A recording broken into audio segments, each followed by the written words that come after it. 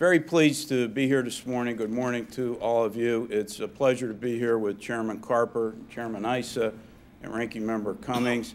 The support of the Senate Committee on Homeland Security and Governmental Affairs and the House Oversight and Government Reform Committee is terribly important to our high-risk list. They've been supportive. This list has been ongoing since 1990. We have initially focused on areas of fraud, waste, abuse, and mismanagement, and over time evolved to include areas in need of transformation, which is terribly important as the government adapts to its environment and changing circumstances. I'm pleased to report that we update the list with each new Congress. So the last list was in 2011, and in the last 2 years, we've seen notable progress on the vast majority of the areas on the high-risk list, due in support to the Congress through passage of legislation and aggressive oversight. We've seen legislation in areas that helped in the oversight of medical products and safety in that area. Legislation was passed on flood insurance programs to help reform that program on the list. OMB and the agencies have also been have a set of ongoing meetings with GAO, which I personally participate in, to focus on what needs to be done to make progress in these areas and ultimately come off of the list. There are 2 areas that have been noted already that came off the list this year: interagency contracting. In that area first, interagency contracting can actually be good for the government. It can be efficient and effective, take use of expertise in other agencies if done properly. What we found is that it was not done properly. Things were done out of scope. There was not appropriate competition. The most notable example is when the government hired interrogators in Iraq using an IT contract at another agency. So actions needed to be done. Since then, agencies have made progress. We don't see, either through reviews that we're doing or the inspector generals are doing, the same type of problems.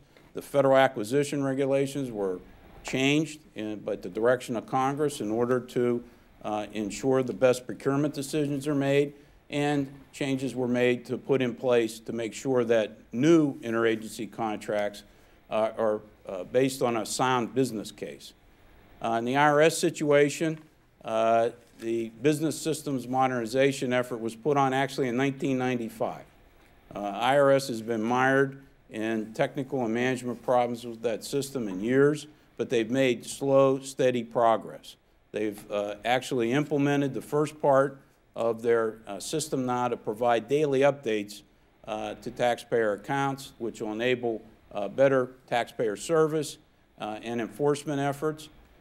They've installed good practices in the IT investment area, where we've judged that they've achieved about 80% of all the best practices and 100% in project management. Their software development efforts have also been rated at a computer maturity model level by the Software Engineering Institute's criteria at a 3 level, which is good by industry standards. Now, as Chairman Issa pointed out, the IRS is still going to be challenged. And the 2 points I want to make about the areas coming off the list. One is that GAO will continue to monitor those activities, as we've done in the past. So they're off the list, but not out of sight. Secondly, that like other areas that have come off the list in the past, it's a combination of sustained congressional oversight, which is very important, and dedicated efforts by the agencies. And those are the ingredients for success.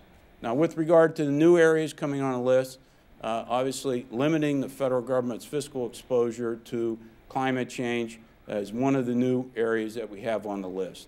The federal government is terribly exposed to this change.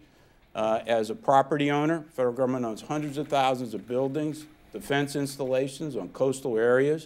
The federal government runs 2 of the largest insurance programs, the flood insurance program, crop insurance program. We've noted that neither of those programs has really embraced the need to incorporate climate science into their planning processes, as has been done in the private sector and insurance areas. And more assistance needs to be provided to the state and local level to help them make informed decisions on investments that are made, where the federal government's supporting hundreds of billions of dollars in infrastructure investments already, and proper information there can yield great results. We've also looked at the federal government's handling of disaster aid. As Chairman Issa pointed out, the government doesn't budget for disasters, and the record number of disasters hit above 90 in 2012. It's the highest number that we've had. So we've looked at the criteria, and the criteria for the federal government deciding to provide support hasn't really been modernized. It's really set at a per capita level of $1.36 per person in each state. There were 13 years it wasn't adjusted for inflation. We figured that if it had been adjusted for inflation, the federal government would not have provided support for about 25% of the disasters that occurred. So I think it's really important to go to Mr. Cummings' point about who pays for these services and who's prepared, who has incentives to prepare properly for that whole issue to be looked at in terms of who's responsible for funding. So we make several recommendations. The federal government needs a more strategic, centralized approach. Individual agencies have been preparing plans, but it's not coordinated. There are not strategic directions on priorities to guide investment decisions, which is terribly important given the federal government's financial position right now.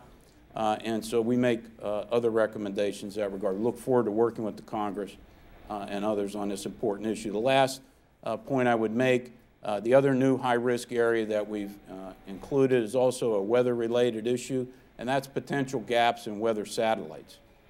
This information, whether it's the polar orbiting satellites or the geostationary satellites, there are potential gaps, particularly in the polar orbiting satellites. And these are the satellites that provide morning, noon, and evening information on a global perspective that feed weather prediction models. So the 3-, 4-, and 7-day forecast comes from this information. There's potential that gaps could occur as early as 2014 and last for up to 53 months under different scenarios should these activities be carried forward and the risks that we've identified and the agencies have identified occur. So there will be gaps. We've recommended over time that continuity and contingency plans be put in place, but they have to be effected properly so that decisions can be made and arrangements could be made, whether it's to try to use another country's satellite system to cover the gaps or some other method. So proper testing, proper oversight by the Congress in this area is terribly important. You know, there were one European organization estimated that without the information on the polar orbiting satellites, the predictions for Hurricane Sandy, Superstorm Sandy, was that it was going to go out to sea and not hit New Jersey. So it's really important that we have this information to protect life, property, and fiscal risk to the federal government. As Chairman Carper mentioned also, there are 3 areas that we're narrowing in the high-risk area. The Department of Homeland Security is focused more on management functions now that their initial implementation has progressed. Also in the oil and gas area, we've noted that their reorganization has been complete. Whether it will ultimately be successful is something we're going to continue to monitor, but we're more focused now on making sure they have the right people to oversee their activities and collect the proper revenue that the federal government is due. Also in the Department of Energy area, they've made progress on contracts less than $750 million, but they still have significant problems on large contract areas, and we're going to be focusing more on those efforts. Lastly, we've evolved one area on the modernizing the financial regulatory system. Part of that effort was not only to track the implementation of the Wall Street Reform Act, but also to raise attention, as we did in 2011, on the need to reform and make decisions on Fannie Mae and Freddie Mac as they come out of conservatorship. This year, we're adding another feature of that, which is the financial difficulties of the Federal Housing Administration. They've been below their capital ratio. They've taken on more loans during the recessionary period. And the major risk that we're pointing out is not only do they need to attend to those issues, but that in resolving Fannie and Freddie, the Federal Housing Administration can be affected and needs to be looked at as an integrated decision on the part of the Congress.